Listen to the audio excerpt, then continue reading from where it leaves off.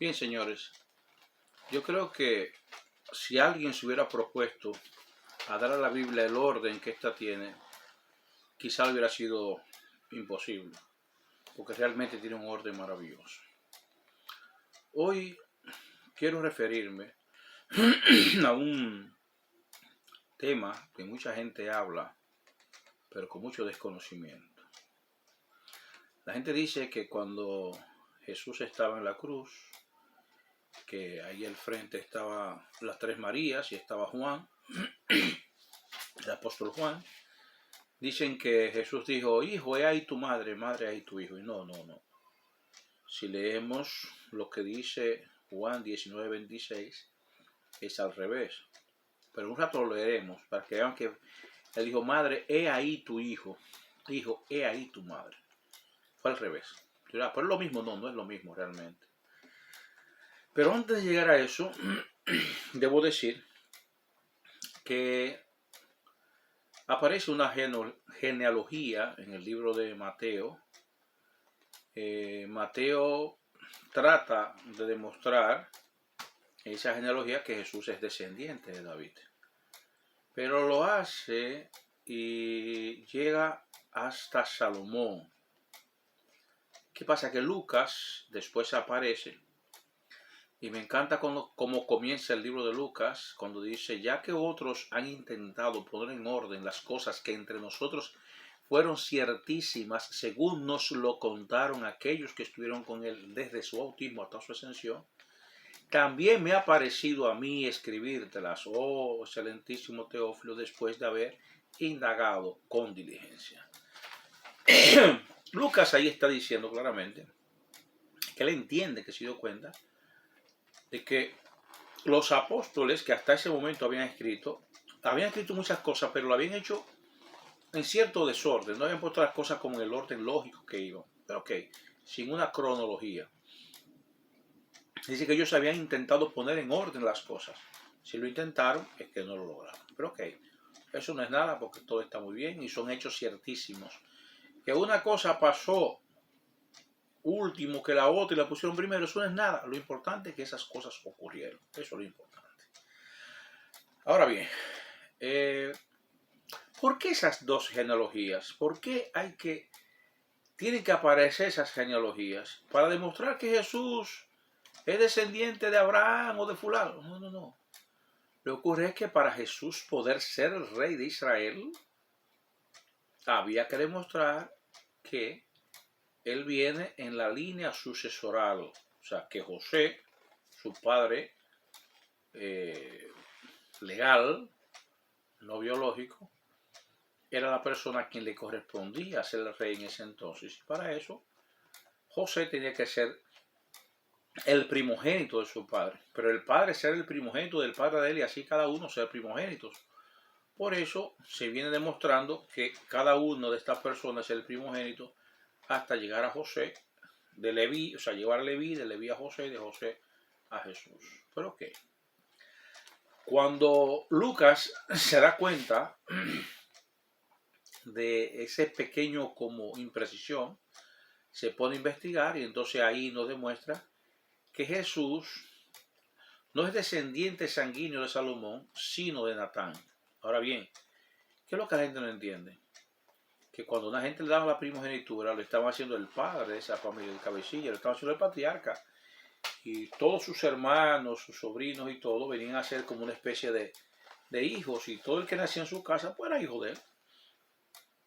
De modo que en la genealogía que hace Lucas, lo que trata de demostrar es que Jesús es descendiente biológico del hijo mayor de David, que era Natán, pero descendiente legal de Salomón. Y ahí no hay ningún problema.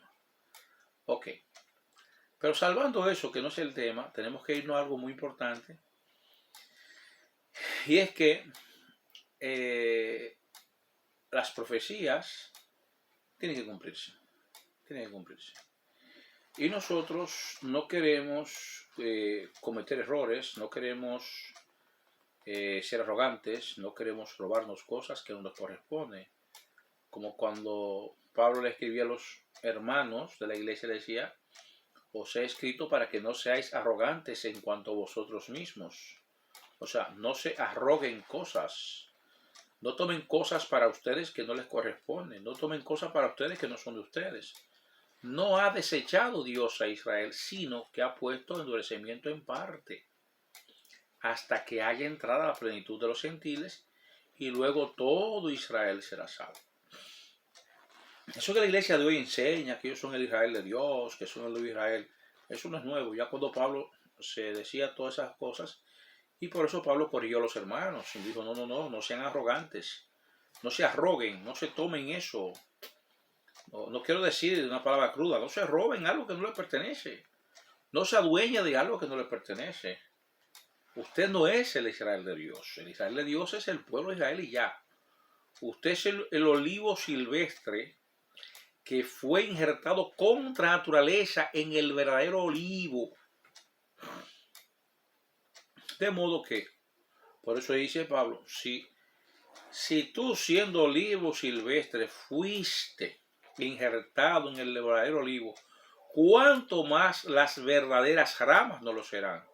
Bajémonos de eso, que eso es mucho disparate suyo, mucha caballa suya. Y yo quiero como ser más condescendiente con ustedes, porque imagínate, lo han enseñado tan mal y ustedes no quieren aprender. No quieren ponerse a investigar, no quieren buscar por sí mismos la verdad. Entonces yo quiero que leamos lo que dice Jeremías en su capítulo 33, algunos versículos del 16 en adelante. Dice, en aquellos días Judá será salvo, y Jerusalén habitará segura, y se le llamará Jehová justicia nuestra.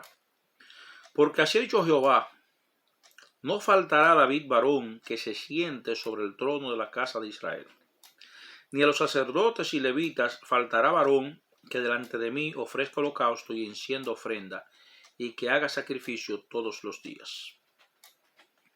¿Qué pasa? Que el Señor le ha prometido a David que nunca va a faltar rey en su casa. Mire, Señor, la gente no sabe que Jesús es el rey de Israel. La gente no sabe eso, pero no fue porque a alguien se le antojó, sino que legalmente a Jesús le correspondía ser el rey de Israel. ¿Por qué? Porque José era el rey de Israel.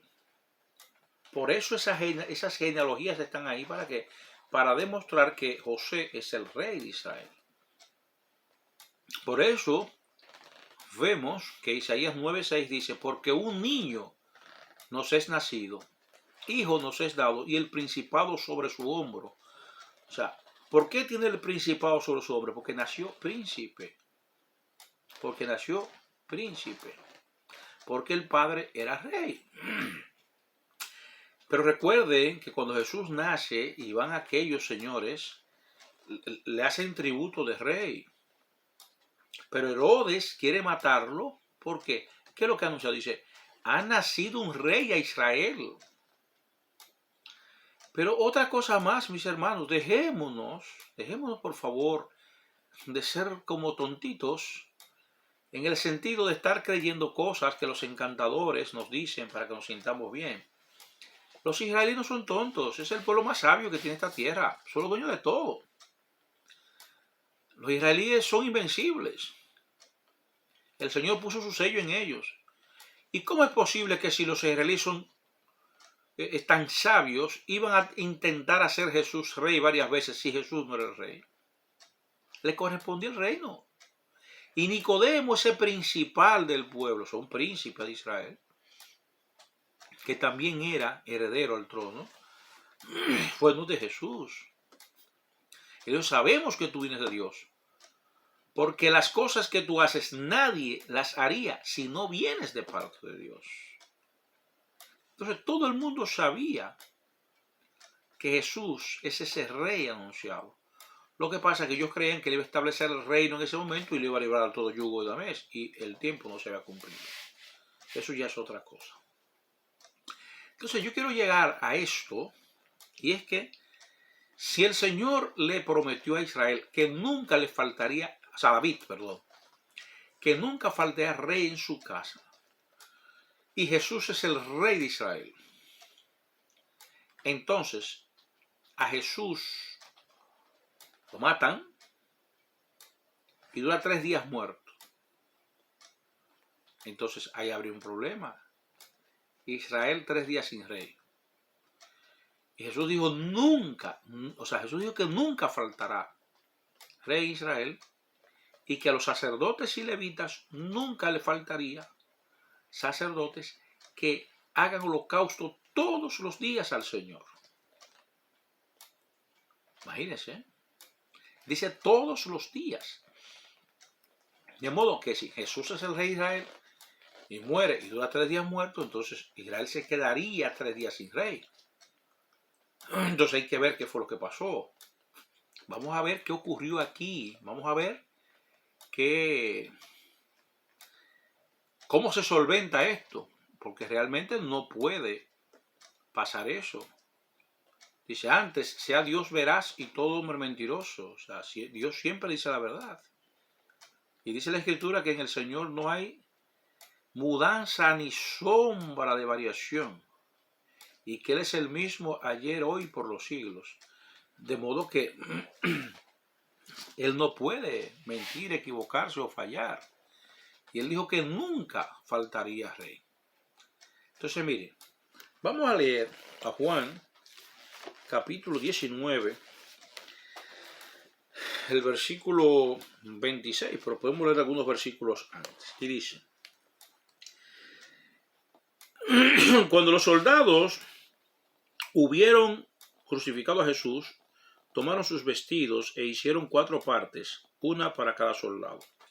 Tomaron también su túnica, la cual era sin costura, de un tejido de arriba a abajo.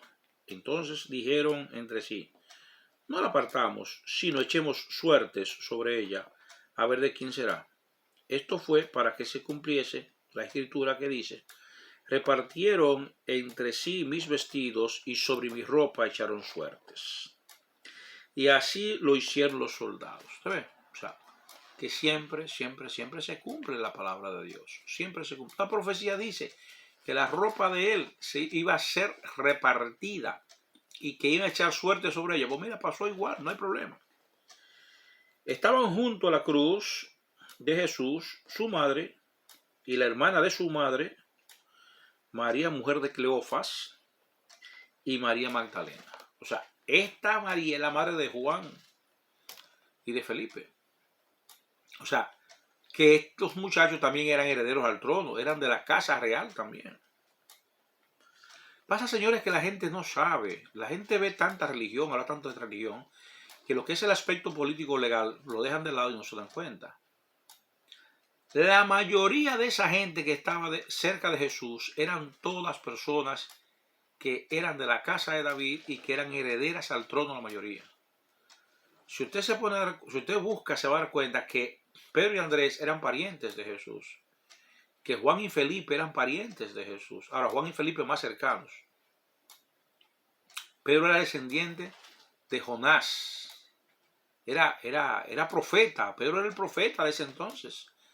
Recuerden que había 2 profetas, uno en Israel y otro en Jerusalén. Uno en Israel y otro en Judá. O sea, había un profeta que era para los judíos y otro para